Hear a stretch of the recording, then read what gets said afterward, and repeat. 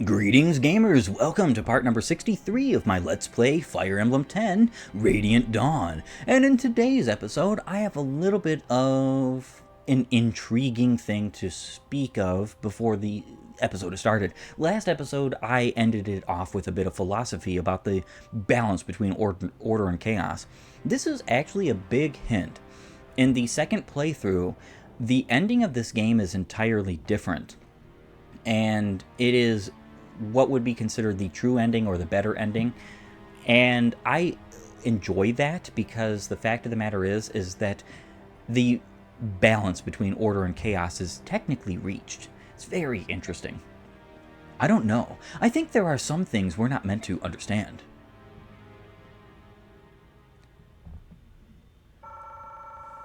And 4,000 bonus experience points. This game is definitely not ungenerous with bonus experience points at this point. Tibarn's group passes quickly through Salmo, drawing steadily closer to the Imperial capital. The hardships of the journey lead the group to overcome their racial differences and form bonds of friendship and trust. However, Almeida, the Queen Mother of Dain, remains alone and aloof, lost in thoughts of her own. Her son, Pelleas, also seems to guard some secret thought tucked deep within his heart.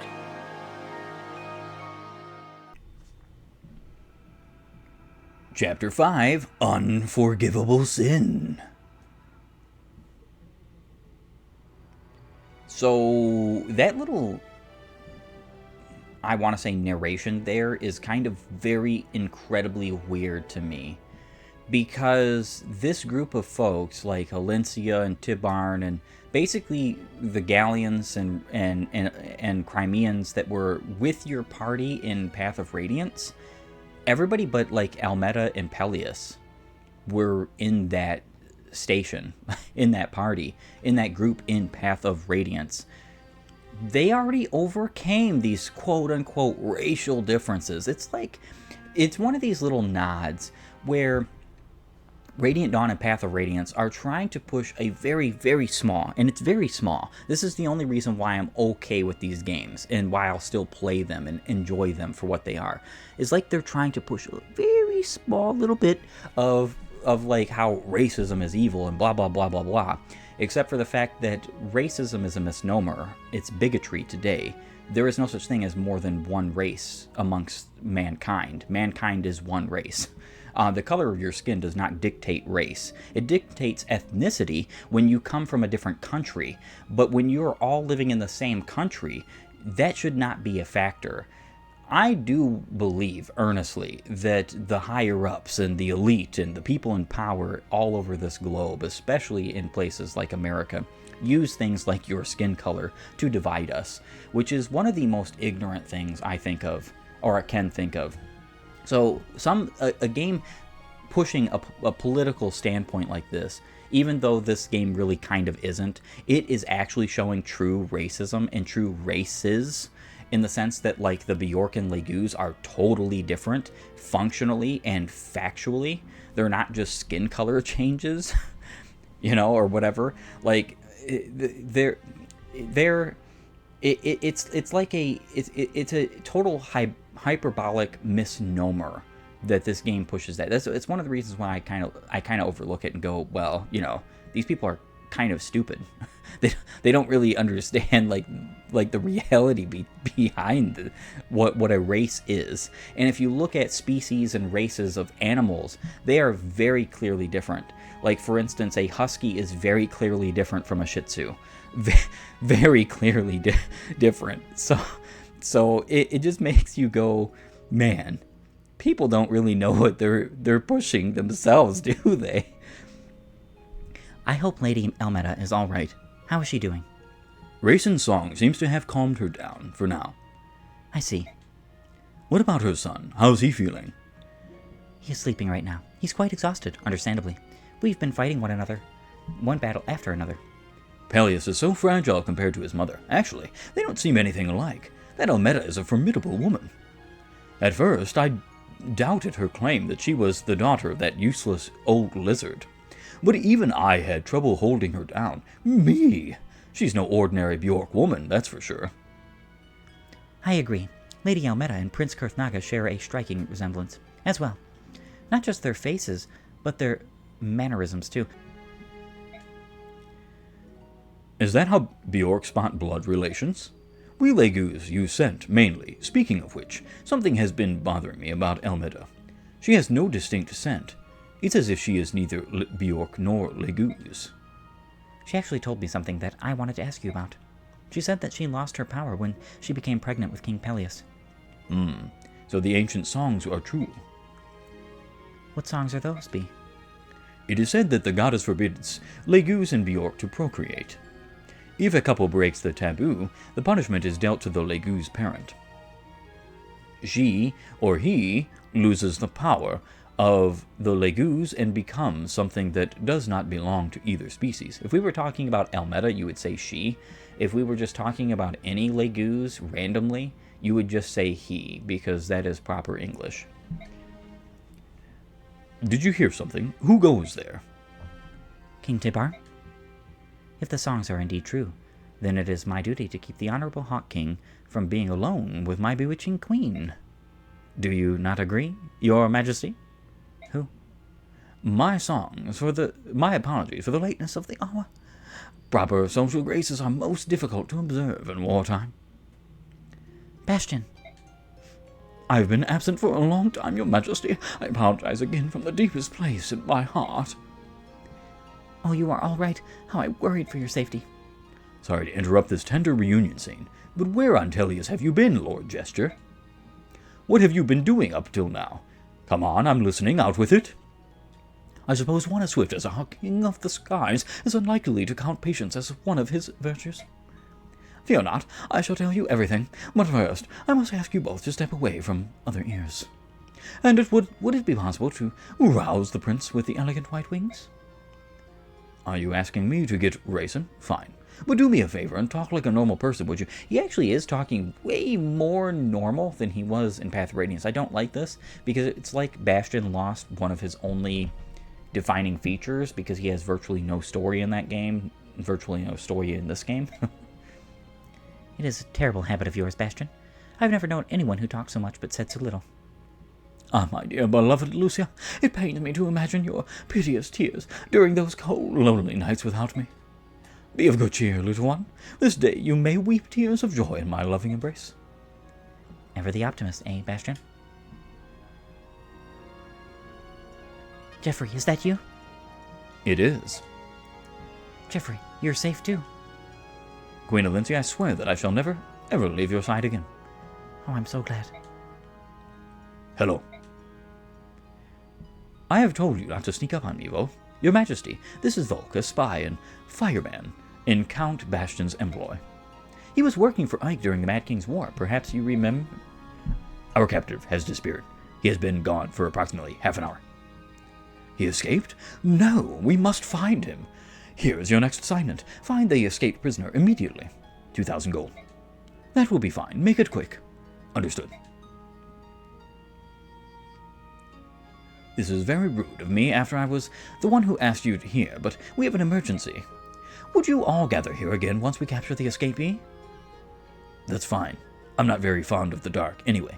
We'll gather later. Jeffrey, give me a hand, would you? I would like to take him to the carriage. Lucia, do you know who that man in the black cape is? I was curious too. It's no use asking, though. Neither Bastion nor my brother would say anything. Even Jeffrey? I didn't think he ever kept secrets. A mysterious escaped prisoner. A man shrouded in black. It's a big night for secrets, isn't it? It is a very big night for secrets, but first and foremost, it is also a very big night for info. Oh, Queen Valencia. Amy, you're safe. Oh, I'm so glad. It's so good to see you. I came here with General Jeffrey. With Jeffrey? I was outside on the day when the bright light engulfed everything. At first I thought that time had stopped. Then I realized that time was normal, but everyone around me had been turned to stone. I rode around the city to investigate, and I found this little girl crying in Khalil's bar. Did you find anything else? What about Largo? No? How tragic. How am I going to tell Khalil? Mommy is here? I want to see my mommy. Yes, she is here, Amy. Lucia? Yes, Your Majesty.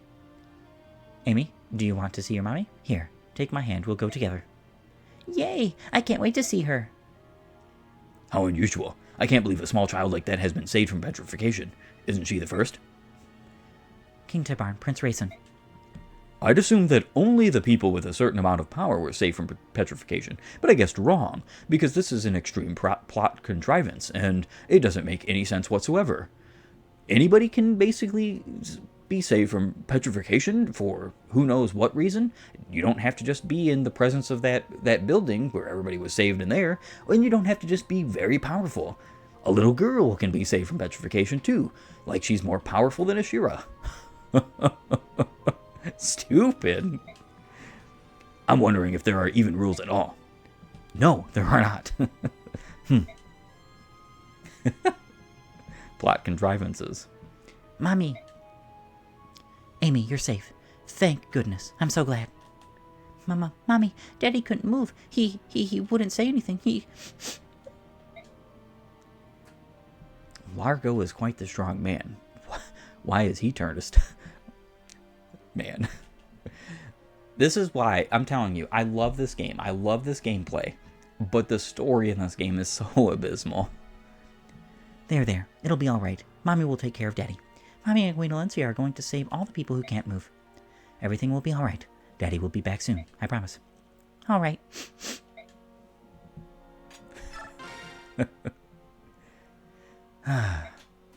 There you are, Your Majesty. General Tronio. Is something wrong? Take a look at this. The mark of the Blood Pact. It has faded quite a bit, hasn't it? What do you think this means? I do not know. I must think on it. Yes, we'll both have to. The lives of Dane's people depend on it.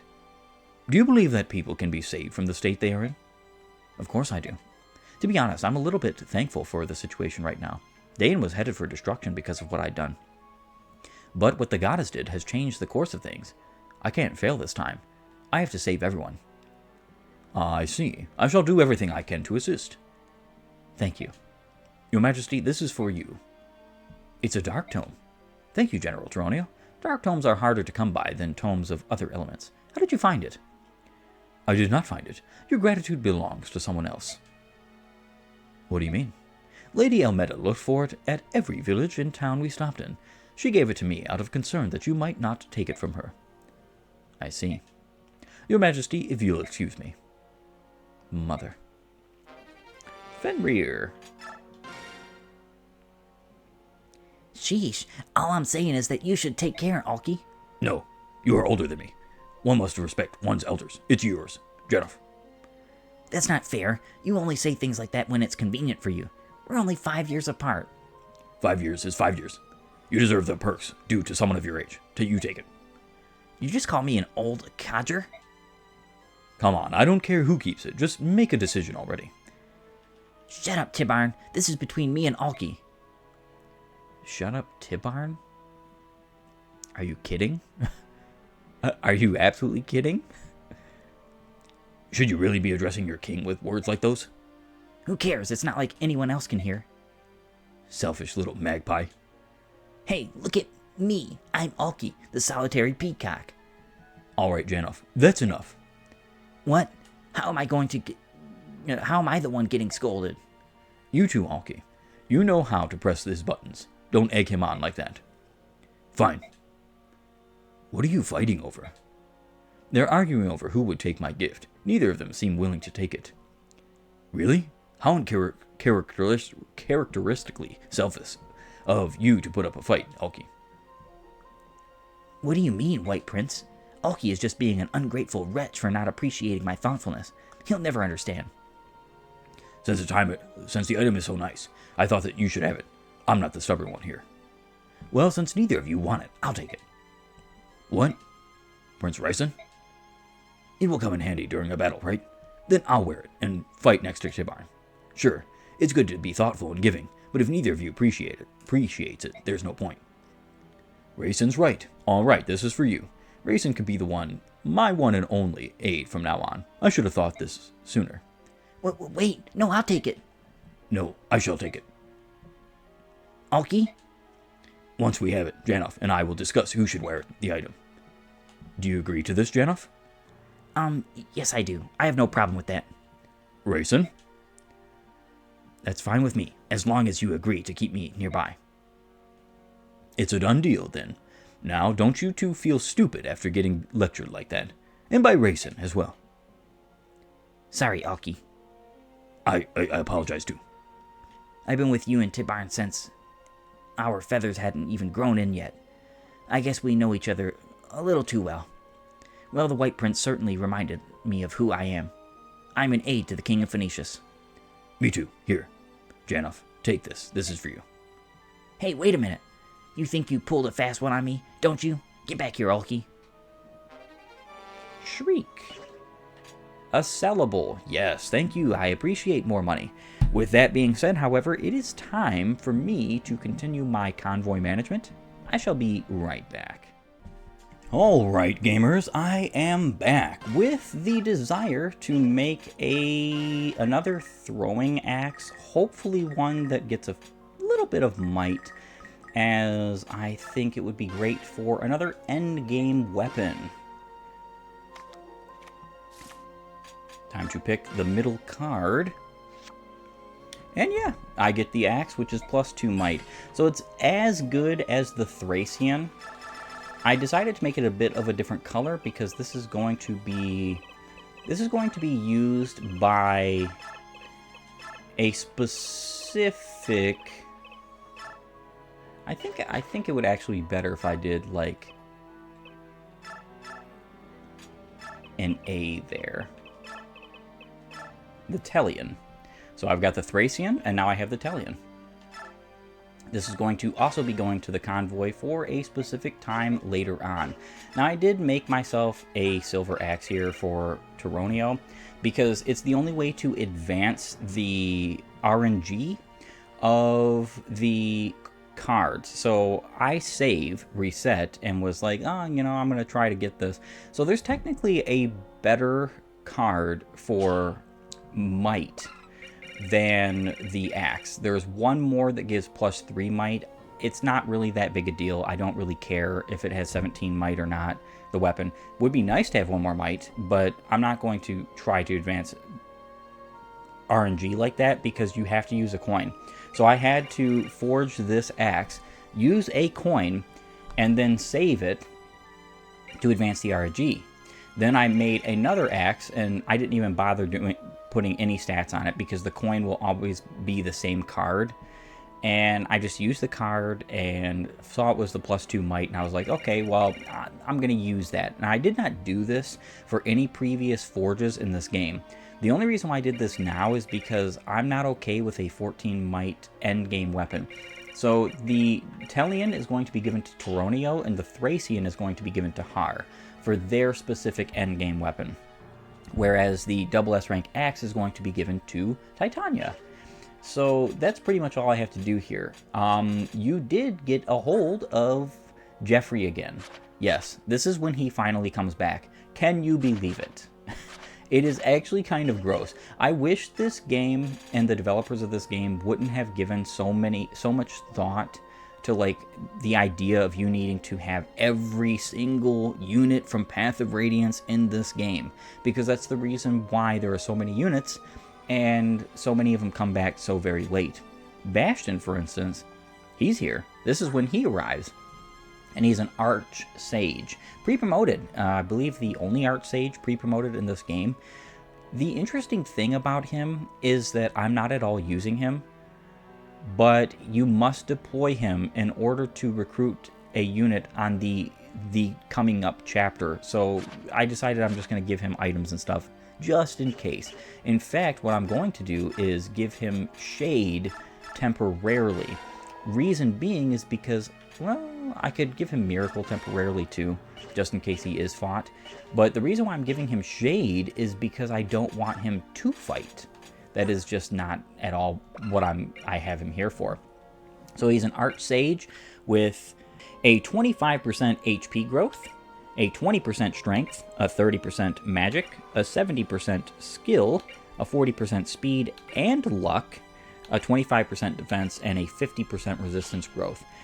The only Arch Sages in this game that get a maximum of 40 magic are the wind-focused Archsages, and as you can see, he has a double S rank in Wind, A rank in Fire and Thunder, and a B rank in Staves. He's actually quite a fantastic unit as a late-game replacement for any of your previous Sages, especially because he can immediately use Rexcalibur. I will not be bringing anyone to the tower who is capable of using Rexcalibur, and I'm most likely selling this tome the moment I get to the tower, which is, you know, an interesting thought because you can only bring a select amount of units. Out of the 70 units that you have in this game, you can only bring, I believe, somewhere between like 12 and 17 units to the tower, which is kind of also abysmal. Why do we have this many units then? So, you know, he has Flare. He's a fantastic unit. I actually love Bastion. He's my favorite Archsage in this game by design and whatnot, but I don't particularly use him because, by and large, for the most part, I have other units that I would prefer to use, and magical units are not all that great to take to the end game. And there's plenty of reasons why that is. Now, of course, I'm going to go ahead and save, and then begin. I will tell you, actually, I'm going to show you, that in the bargain you can buy Birdfoe. This is the only chapter in which that would be useful in pretty much this entire game. There are other instances where you do fight birds, but most of those times you don't really need it. So you can pick it up if you want. The Beast Foe is good in this chapter too, and so is Dragon Foe. I don't really think I'm going to be using any of this stuff, if I'm being honest, just because, well, I almost want to say it would be a good idea to give Alencia Dragon Foe, but I don't remember. Let's see, how much... Yeah, it's 15. So I would actually have to get rid of Paragon. That's not at all what I want to do. Tyronio, now he could get it, but the problem with Tyronio is he's not going to be one of the units I use to fight the dragons with. So it would either have to be the Hawk King or Alencia. Granted, I don't think he needs it either, but I'm going to take off Savior for just the time being and give him Dragon Foe. Very good idea to have it in this chapter. I sold the Beast Foe. I'm not going to buy the Bird Foe. I think the Dragon Foe is the most useful, especially for the end game. Keep that in mind. So we have a bit of a predicament. I know it's none of your affair, but we would greatly benefit from Legu's assistance in our hunt for last night's escapee. No problem. I could use a little exercise before breakfast. Thank you, King Timbarn. Please, follow me. Why are the others up so early? What's going on? Is it the Disciples of Order? Are we under attack? No, Your Majesty. It's not the Disciples of Order. If you'll excuse me, I must go. Wait, Jeffrey. Who does he think he is? Let's follow them.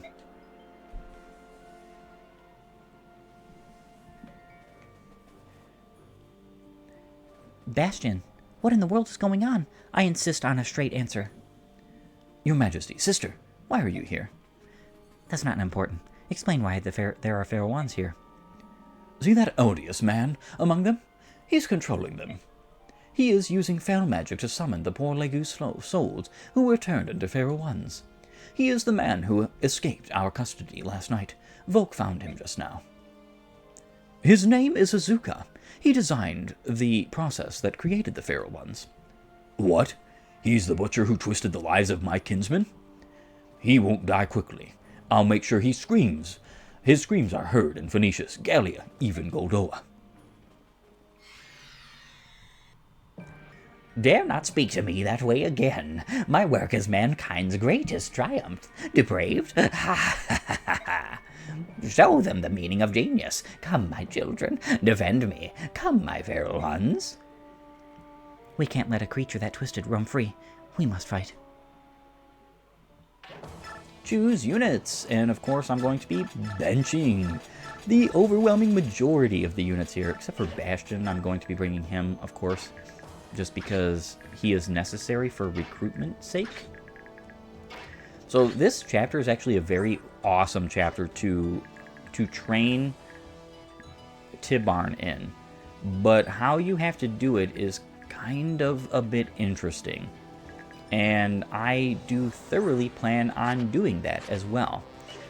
At least for a little bit. I'm not going to be necessarily doing this for like turns on end because I don't think Tibarn actually needs any training.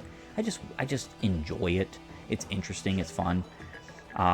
Racing is very much so not someone you want to put out in the open in this chapter. But I think I am fairly well with this setup, and I'm going to go ahead and fight. Okay, so first and foremost, I have to take Bastion here and talk to Volk. Ah, my partner in crime, how shall I convince you to move these leaden feet of yours into action? How much convincing will it cost? 3,000. I thought what I was at the gesture. Considering your usual schedule of services, 3,000 is negligible. I don't like that guy. Call it a personal discount. You want it or not? Of course, I shall take your discount. Do as you wish when you see him. Now get to work. Understood. I almost pity old Izuka. Well, I almost pity him too, because here I have Volk. Now, Volk is a very interesting character. He is the only assassin in this game. That means that if you do decide to promote Heather, which is like an abysmal thought in my opinion, very abysmal thought, she becomes a whisperer as well. She does not become an assassin, so assassins are very cool. Stealthy killers who can extinguish their enemies with a single strike. They employ the skill lethality. He comes with the best throwing knife in the game, the Preshkats. There is a way to get another Preshkats, I believe, through purchase, if I'm not mistaken. He also comes with the Stiletto, which no longer has its effectiveness in this game, and I actually don't like this because it's continues to hold the same might, and though it does have 20 critical, which is pretty darn nice considering that, look at his critical now, 43. Volk is a great unit. If it wasn't for the fact that Soth is force deployed in the end game, I would use Volk pretty much every time. And there's a lot of people out there who would say, well, you don't really actually have to deploy him in the maps, and why are you letting Volk decide whether, or Soth decide whether or not you use a better unit in Volk? Because look at him, he's not even max strength, and he already has a higher strength right now than the caps of either Soth or Heather. The reason why I don't is because I cannot justify having more than one knife user on my team in the end game, because knives are notoriously bad. Like, this is the best throwing knife. The best. It is insanity. So he has a wonderful physical or HP growth of 50%, even though I believe 55 or 60 is his max.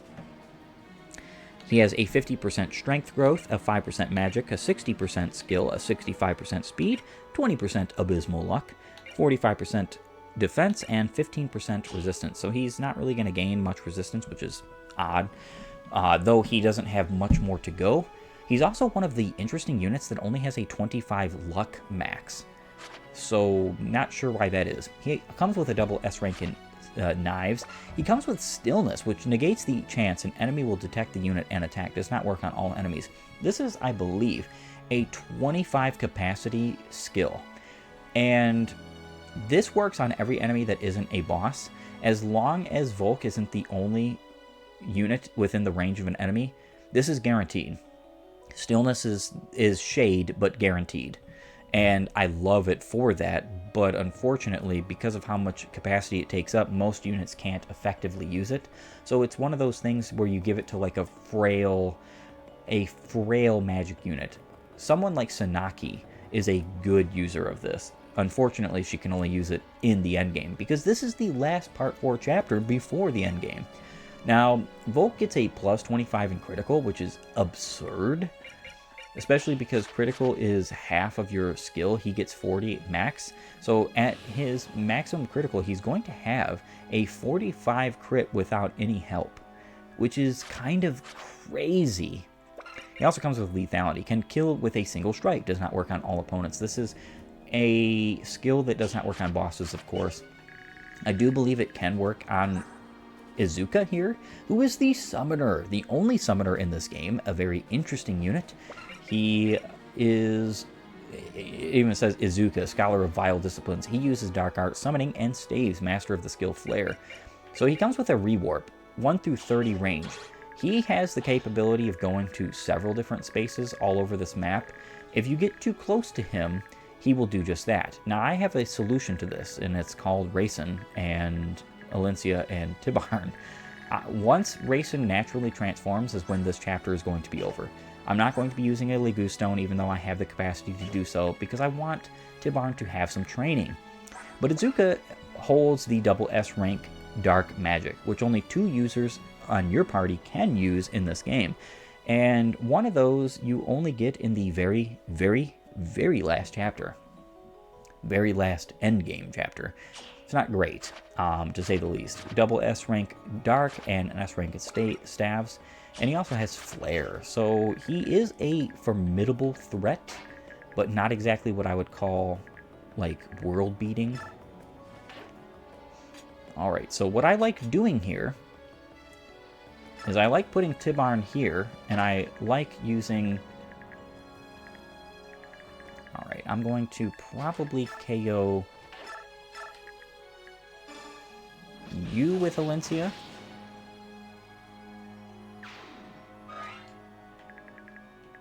And then KO you. I think the steel poleaxe is kind of fine, but it's missing some hit here. And it doesn't matter. None of the masteries can miss. So that's perfect.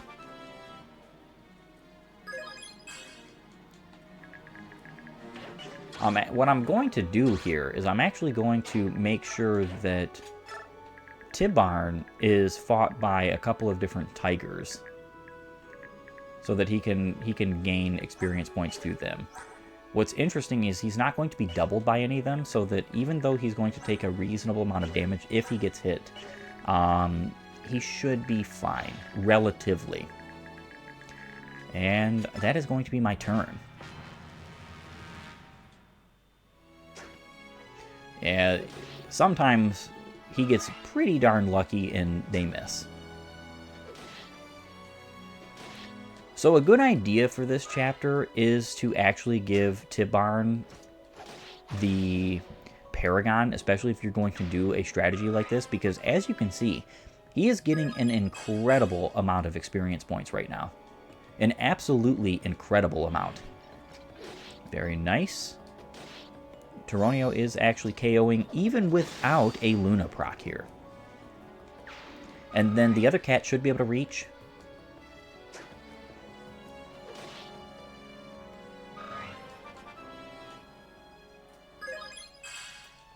Nice.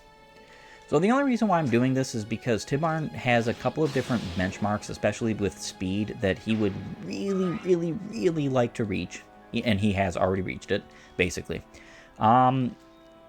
Just for the sake of, like, getting him to where he needs to be a great end-game unit. Now, he already is a great end-game unit, but I do prefer it if he has just a little bit more in addition to what he offers. Which could be seen as a bit of a silly thing, like it's not actually necessary. I'm gonna go right here is where I'm gonna wait.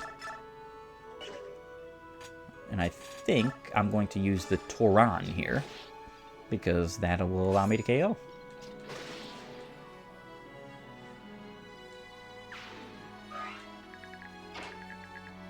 And then I'm going to Golger. So one cool thing about what you saw there with Racin is he actually has several different Golgers. He has Bliss, he has Recovery, he has Valor. Valor refills the gauge of your Legu's units. Recovery fully restores HP of your units. Bliss fully restores Biorhythm. And then, obviously, Vigor, which is the most important, allows you to move again. I'm going to heal up Tibarn. You do have to be very careful of the dragons. So the dragons will gladly attack at range, because they have 1 to 2 range in this game, which is awesome. I've already pointed this out, but it's worth saying again. Yes, these guys, some of them can reach. I don't really want that, especially because of the fact that, like, she didn't have her Amity equipped. So now that she has her Amity, they should not go for her. And with max strength, that's awesome. She has a 45 attack. So you have to, if you're going to use the trade strats with somebody who has a forced weapon like this, you absolutely have to, like this locked weapon. You can't take it out of her inventory. You must use an item to swap the places of, like, her staff in order to get that kind of effect. And yes, they should be totally fine down there. Going to end my turn once again. This is going to be kind of a little bit tedious in the sense that this is going to take a while. So what I'm almost desiring to do here is, and wow, that guy actually did quite a bit of damage. He can only be fought reasonably by 2 tigers at the same time. I don't even want him to be fought by, like, a cat and a tiger. So what I'm actually going to do is put Tyronio next to Tibarn on his left side. Once I get the other tiger out of the way, using Alencia. So eagle-eyed viewers are going to basically be able to see what I'm going to do here, which is I'm just going to use a transformed Racing to get both Alencia and Tibarn over here to KO the boss basically in one turn, but I do have to get rid of some units that are in the way. And after I KO you, I am going to put Tyronio. I almost want to heal up Tibarn first.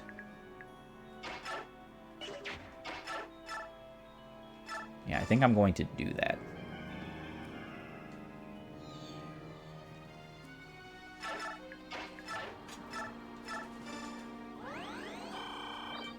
Mend you up. Of course, I could be using physics here, but I actually do not have a lot of them, so I'm not going to waste physics. And of course, I don't need the Toron here, so I'm not going to use it.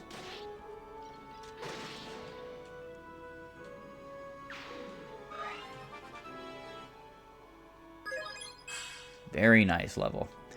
I would love to keep this episode going, however, but it is time for me to end off this episode and move on. As, well, it's just necessary. Let's put it that way. I have much to do. I'm seriously considering having it so that what I will do is I will do most of this chapter off screen, which sounds kind of weird, but I am kind of doing like a little bit of a, what people would call a grindy strategy here with Tibarn. It's basically the only way he's going to relatively level up or gain any kind of reasonable amounts of experience points at this point in the game. If he were to transform right now, he'd get like 1 experience points from KOing all these guys, except for maybe the dragons. And that's just not really all that acceptable to me. Because of that, it is time to end off this episode, and I shall see you later. I want to thank you for joining me. If you like my content, please upvote and follow, or like and subscribe depending on your platform, and while you're at it, have a great and glorious day gaming.